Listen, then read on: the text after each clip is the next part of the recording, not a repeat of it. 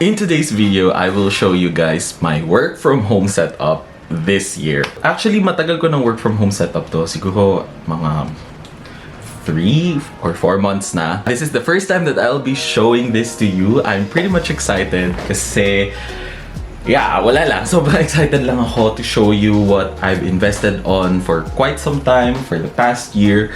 A lot of these things naman ay medyo matagal kong pinag-isipan bago ko binili. And also, fair warning guys, this is not very aesthetic. I'd say na this is more of a functional work from home setup for me. Just to give you an idea, so my day job is actually I am a geospatial analyst or a data analyst. I crunch a lot of numbers, Excel files, and stuff like that. And very ideal for my setup is to have lots of screens. And speaking of screens, mag-start tayo dito. So in here, I have this Samsung monitor. Nakalimutan ko na kung anong model, pero kasi matagal ko na itong binili. I think 2020 pa. But what I like about this one is that pa-curve siya. Kaya ko siya nagustuhan kasi aside from it being curved, so it helps me somehow on my peripheral vision whenever I'm trying to code something. And then I also have this Philips 221V na monitor. So, dalawa yung monitors ko, which both are supported by this monitor arm from North Bio. I'm not sure if I pronounce it correctly. So, the next one is this Xiaomi lamp. So, what I like about this one is that meron siyang kasamang remote control. What it does is that you can adjust the intensity or the luminosity of the light so that ayan no. So, kunyari, kung gusto ko mas bright, I'll just turn the knob. Itong switch niya parang knob siya eh. So, yeah, I can turn it, yan, clockwise or counterclockwise. Tapos, if I just want to turn it off, I will just press it. So, mag-off na siya. If makikita niyo dito sa pinakagilid, I have a box here. This is actually a wire organizer wherein I store most of my plugs. So, meron akong extension cord sa loob niyan. Tapos, dyan mo makikita yung mga messy stuff. And still, problem ko pa rin talaga until now ang cable management. So guys, kung meron kayong tips on how to properly organize yung mga cords, please let me know. I mean, meron ako mga nakita mga YouTube tutorials on how to do it. Pero yung problem ko kasi is that I have so many cords kasi nga ang dami kong devices that I'm currently using for my work from home setup. I will fix it one of these days. So, the next one that I will show you guys is my speaker. So, matagal na tong speakers na to. In fact, hindi pa to Bluetooth speakers. So, these speakers are from the brand Creative. Sobrang tagal na nitong brand na to. And until now, it's still working. And sobrang ganda pa rin yung sounds niya. So, yung Creative speakers ko, they're actually connected on this splitter na pinakita ko na dati before sa mga past videos ko. And this splitter is from the brand Ugreen. This is a fairly cheap splitter that you can actually purchase in Lazada or Shopee. So, mura-mura lang yan. Siguro wala pang 200 pesos.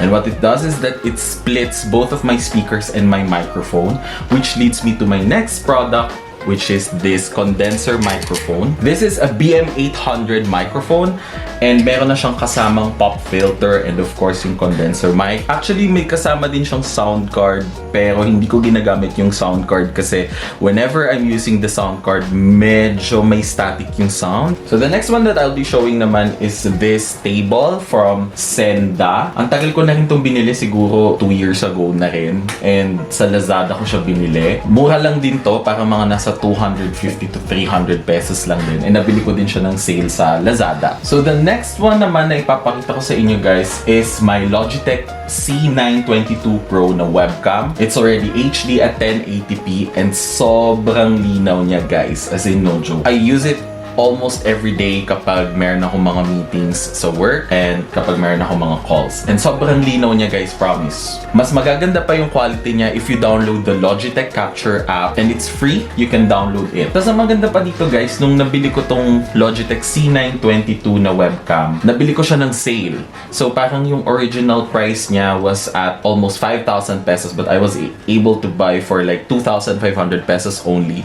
And nabili ko pa siya sa Logitech Logitech store mismo sa Lazada. Steals the deal. Meron din akong mousepad na sobrang laki and meron na siyang kasamang lights. The next thing that I will show to you guys is my Keychron K8 na keyboard. So I think it's already a 60 or 70% keyboard. Kung maalala ko nung percent. Basta kaya ito yung pinili ko kasi may arrow keys siya at meron siya yung mga insert, home, page up, page down yan. Yung previous keyboard ko, which is the Docky 1 2 Mini, it's still on sale. So if you guys want to check it out, please feel free to check out my carousel page. It's still on sale. Pero maganda pa dito kasi is that it's already a mechanical keyboard.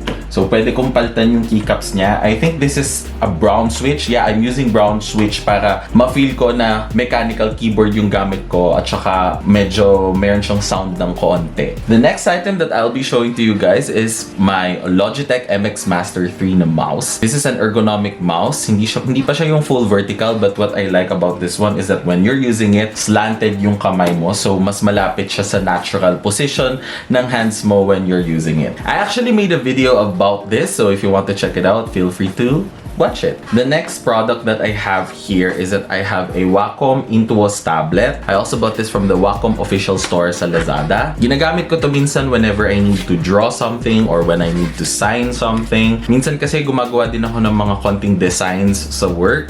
So sometimes if I need to make wireframes, mockups, I use this para lang I have that feeling of drawing and writing kasi mas iba pa rin talaga yung experience instead of using the mouse. So the next stuff that I will be showing you guys are my two laptops.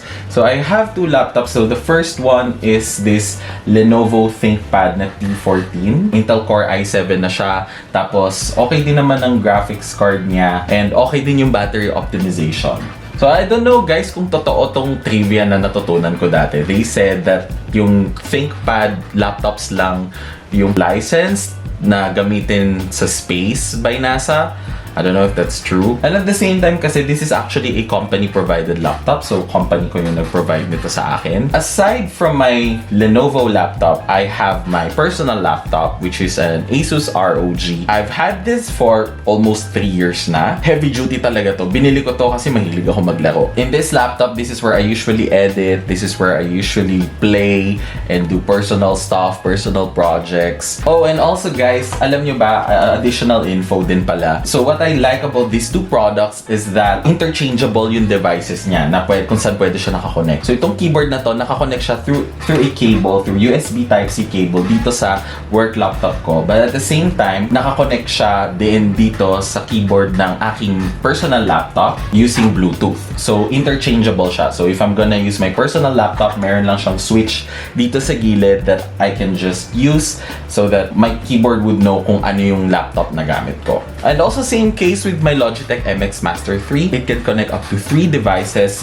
One is for the dongle and 2 are for Bluetooth devices. Also here I have my studio lights, if you can see it. Ito yung mga studio lights ko that I use whenever I'm filming or whenever I have calls para ma-supplement niya yung light that I am using whenever I'm taking video calls. Nandito yung aking headphones and this is my Takstar Pro headphones. I also made a video about this. Feel free to watch it if you want my honest review on this. If you watched my video nung Takstar Pro, wala siyang microphone. So meron ako natutunan na hack from a friend na ang ginawa niya is bumili siya nitong parang cable.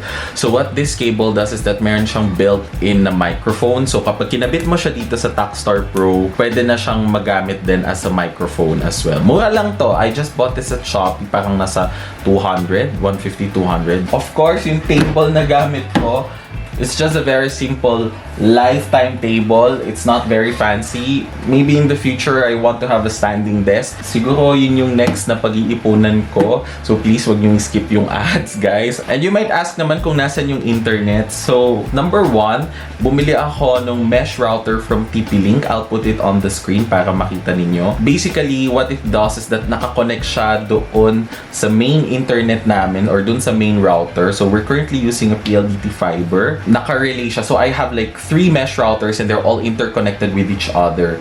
So, para yung internet connection doon sa main house namin, nadadala dito kung nasaan man ako ngayon. Oh, and guys, meron din pala akong parang laptop fan na binili. Actually, hindi ko ma-recommend sa inyo to kung saan ko siya binili kasi medyo hindi ako satisfied sa product nila. Pinaayos ko pa to sa labas, pinaayos ko pa to dun sa helper namin kasi sobrang palpak talaga. But anyway, so naayos naman na siya. Alright guys, that's it for my work from home setup. And thank you very much for watching. So don't forget to smash the like button and also subscribe to my channel and click the bell button beside it so that you will be notified kapag may bago akong video. Alright? So remember, the more you learn, the more you earn. See you again soon. Peace out.